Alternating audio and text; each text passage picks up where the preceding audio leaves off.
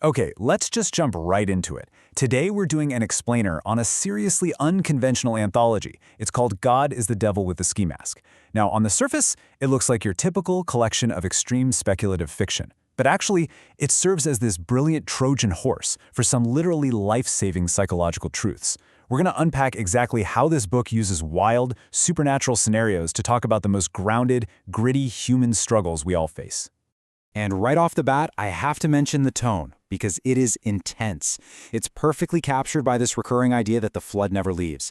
And you really feel that. Throughout these stories, characters are coming face to face with literal water demons, dark apocalypses, and just terrifying supernatural threats. The atmosphere is so heavy, kind of dripping with this inescapable dread that just pulls you right into the narrative. So this naturally brings us to a massive question. How exactly do stories about zombie apocalypses and engineered biological weapons hold the key to understanding something as deeply personal as trauma? Well, the answer to that we have to look below the surface of these crazy sci-fi and horror hooks. Because what we discover is this profound, deeply empathetic commentary that's hiding right beneath all the monsters and the madness. And honestly, this incredibly empathetic approach makes total sense once you understand the author. These stories are written by Jason under the banner of WAIT, which stands for What Am I Thinking? They're an organization completely dedicated to empowering the homeless and those battling addiction. So this isn't just fiction for the sake of entertainment. It is a vital, on-the-ground tool for real-world outreach and psychological healing. Right from page 1, the book's dedication grounds us in that direct empathy. It makes a promise to the reader: you can always start over. It tells us there is a heavyweight champion version of yourself just waiting to be met, but only once you actually face your past. You don't have to just be a spectator watching yourself get knocked around the ring anymore. To see this in action, take the story called Nuts. It introduces this really complex theme of duality, the idea that good and bad are often completely intertwined or even literally the exact same thing depending on your perspective. It contrasts the real historical legacy of George Washington Carver, who we know is an agricultural savior, with a fictional, really dark secret. In this universe, he engineered a delayed reaction virus embedded in peanuts, specifically targeting white people as a vengeful response to the horrors of slavery and Jim Crow. But here's the crucial point. It's all about how his descendant, Ethan Carver, handles this horrifying discovery. He's being hunted by an anarchist group called Revrak, and Ethan makes a profound choice. He realizes that the world's past burdens aren't necessarily his to carry. So what does he do? He destroys the virus with triethylene glycol to thwart the anarchists. He effectively breaks that cycle of historical trauma and chooses to define his own legacy. And this concept, breaking free from the heavy burdens of the past, it brings us right to the real roots of addiction. This is a theme explored so deeply in the stories Storms and Flood. It all starts with a massive, profound shift in how we view the disease. It puts it like this: substance use is not your problem. It is your attempt to solve a problem. I mean, wow, that is the core philosophy pulsing through this entire book.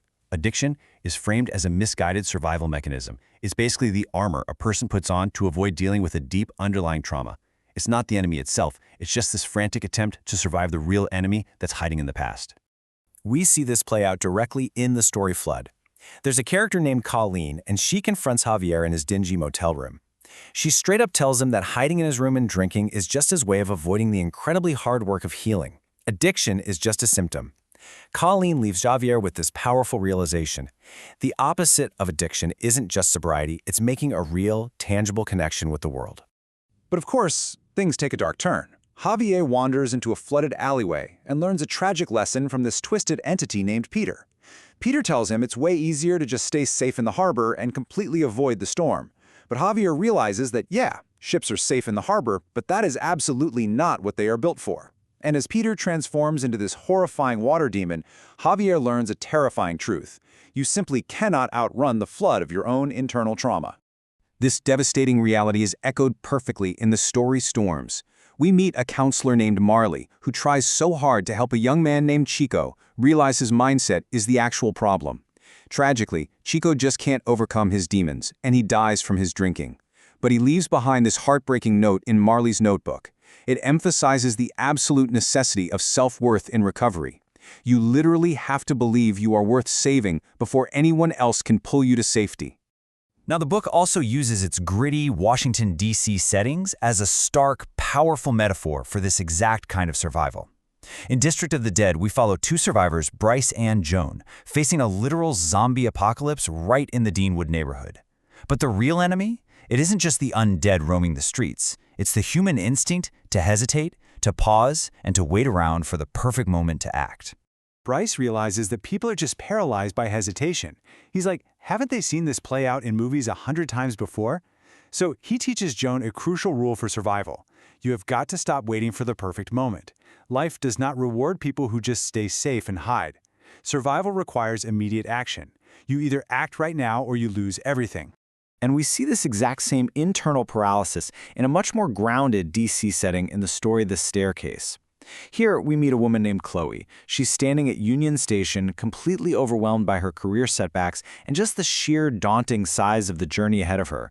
She views her path forward as this massive, endless staircase that she somehow has to conquer all at once. But then, a man named Ben helps shift her perspective with this incredible piece of wisdom. He tells her, "The day you plant a seed is not the day you eat the fruit." What a great reminder, right? Every small, seemingly insignificant action is a seed planted beneath the surface for the future. You don't need to have the entire destination figured out right this second to make real progress. So, the massive takeaway you absolutely must remember from all these stories is this: focus on the step in front of you, not the whole staircase. Because whether you're facing a literal zombie in Deanwood, a water demon in an alleyway, or just the suffocating weight of your own trauma and anxiety, you do not have to climb the entire staircase at once. You just have to take that very first step. As we wrap up this explainer, I really want to leave you with a final thought, inspired by the tragic hesitation of Chico and the brave first step of Chloe. Are you standing still right now, waiting for the perfect moment? Or are you ready to take the first step and rewrite your story? What step will you take today to finally step out of the harbor and embrace the storm? Thanks so much for exploring this incredible material with me, and hey, keep taking those steps.